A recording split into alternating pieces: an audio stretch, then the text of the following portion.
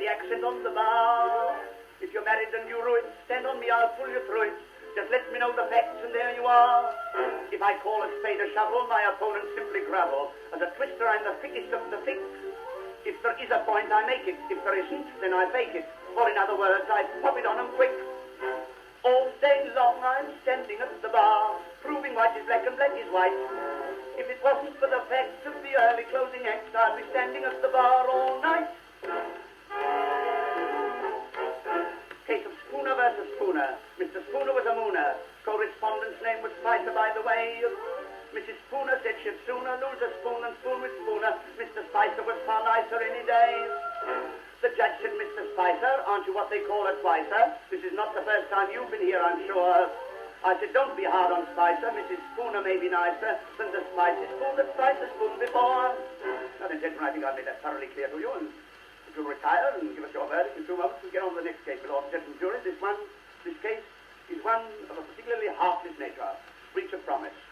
Yes, gentlemen, it's filled with the usual sloppy details, you know, the Sunday afternoon river trips, finishing up with tea, etc., stolen visits to picture palaces with the usual disentangling of arms and feet every time the peasant comes by with his electric torch, the usual lot of lovesick rocks spoken in the dark and retailed afterwards by the blackmailing young brother under the sofa, the usual sheaf of idiotic letters written on the spur of the moment and regretted ever afterwards.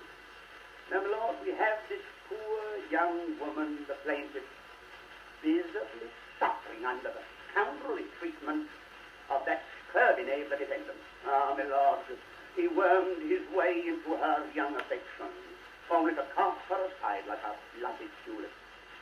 Oh, my lord, imagine my poor client proudly telling her lady friends that at last she is engaged, remarking to herself at the same time, thank her good any time off at last. Imagine her mortification after having spent her hard-earned savings on the usual do of everything, only to be told by this snake in the grass that everything is off. Oh, my lord. But my client, being a woman of spirit, is not having any. Oh, no, my lord. She believes in the old motto, if you don't want the goods, don't mess them about. And she refuses, absolutely refuses, to go back onto the barrow like a damaged tomato.